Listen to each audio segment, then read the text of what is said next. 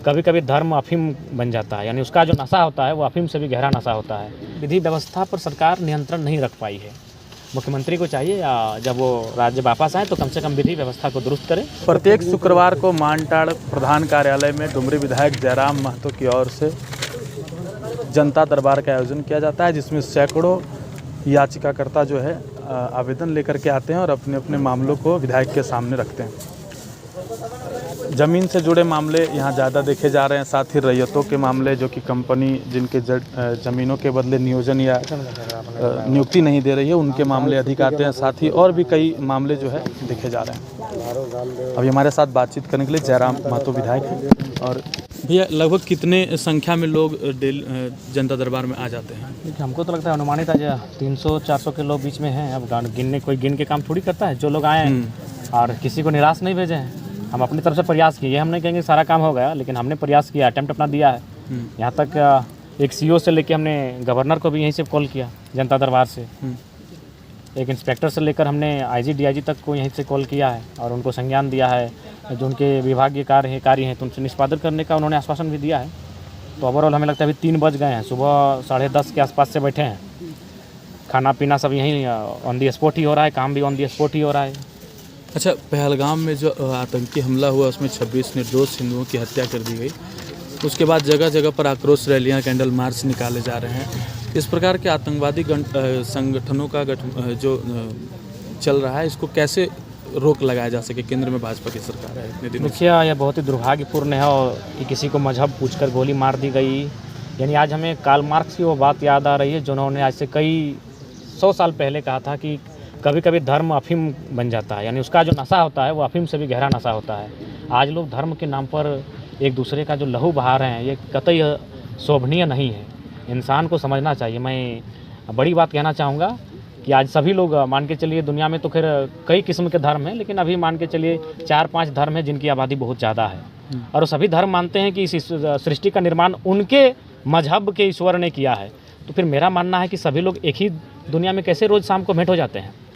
ईश्वर को मानने वाले कहते हैं कि धरती को ईश्वर ने बनाया है, रब को मानने वाले कहते हैं कि धरती को रब ने बनाया है, अल्लाह को मानने वाले कहते हैं कि धरती को अल्लाह ने बनाया है। और देखिए, एक ही चाय की दुकान में तीनों चाय पी रहे हैं, तो उनके हिसाब से 3 अलग अलग धरती होनी चाहिए थी, अलग अलग दुनिया होनी चाहिए थी। तो अगर वास्तविकता को अगर लोग नहीं समझ रहे हैं और धर्म के नाम पर धर्मांध होकर एक दूसरे का लहू बहाने का आनंद ले रहे हैं, तो हमें लगता है कि मनुष्य अपने जो सृष्टि जिस नाते हुआ था वो अंतिम पड़ाव की ओर जा रहे हैं। अच्छा, बोकारो से एक व्यक्ति पकड़ा गया आरोपी, जो कि सोशल मीडिया पर बिल्कुल उससे उस व्यक्ति को जितनी कठोर सज़ा होनी चाहिए बिल्कुल देनी चाहिए।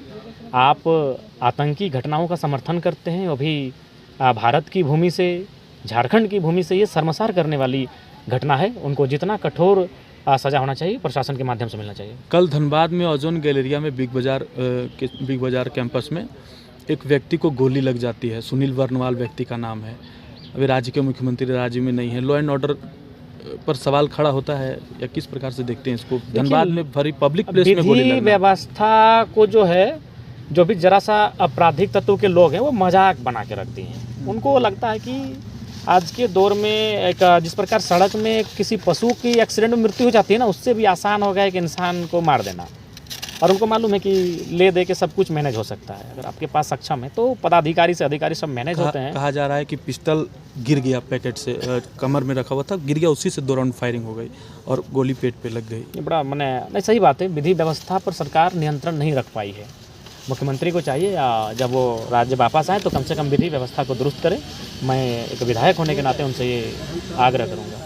अच्छा, सरकारी स्कूलों के बारे में मैं एक सवाल पूछना चाहता हूँ। अभी हम लोग कुछ स्कूलों में विजिट किए, जो प्राइमरी स्कूल है, खास करके प्राइमरी स्कूल है, बुनियादी विद्यालय कहा जाता है और वहीं से बुनियाद शुरू होती है एक विद्यार्थी की। बुनियादी विद्यालयों के लिए क्या कुछ पहल करने जा रहे हैं या फिर क्या? लेकिन निस्संदेह सदन में जितना भी पर्याप्त समय मिला था, हम लोगों ने शिक्षा की व्यवस्था को दुरुस्त करने के लिए कई सवाल लाए थे, कई विषय को लेकर आए थे सदन के पटल पर। आगे भी हम लोग जो शिक्षकों की कमियां हैं, जो शैक्षणिक व्यवस्थाओं में विसंगतियां हैं, उनको दूर करने के लिए लगातार हम लोग गंभीर हैं और सरकार को इस विषय में लगातार हम लोग प्रेशराइज करेंगे कि ये विसंगतियों को दूर किया जाए। अच्छा, अंतिम सवाल मेरा यह है आपसे। सुनने में आ रहा है कि इस साल जो है नगर निगम का चुनाव हो सकता है।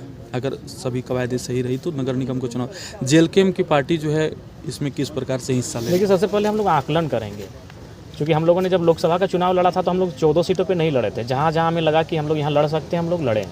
जब हम लोग विधानसभा के चुनाव लड़े तो हम लोग 81 सीटों पे नहीं लड़े हैं। जहाँ जहाँ हमें लगा कि वहाँ हम लोग लड़ सकते हैं हम लोग लड़े हैं। तो जब नगर निगम का भी चुनाव होगा तो हमें जहाँ लगेगा कि हम लोग यहाँ लड़ सकते हैं और अच्छा वोट ला सकते हैं वहाँ हम लोग लड़ेंगे। तो ये थे हमारे साथ डुमरी विधायक जयराम महतो, जो कि जनता दरबार अभी इन्होंने लगाया था और काफ़ी लोगों के मामले को इन्होंने देखा और उनके मामले को सॉर्ट आउट किया। साथ ही हम लोगों ने पहलगाम की घटना पर हमने इनसे सवाल किया और इन्होंने मुखर होकर के उसमें जवाब दिया कि कभी भी किसी भी मजहब को देख करके और आपराधिक घटना को अंजाम दिया गया है, जो कि बहुत ही गलत है। इसके अलावा हमने धनबाद के बारे में पूछा कि धनबाद में किस प्रकार से लॉ एंड ऑर्डर को कमज़ोर किया गया, वहाँ गोलियाँ चली, और उस सवाल को भी हमने रखा और बाकायदा उसका भी उन्होंने अच्छे से जवाब दिया।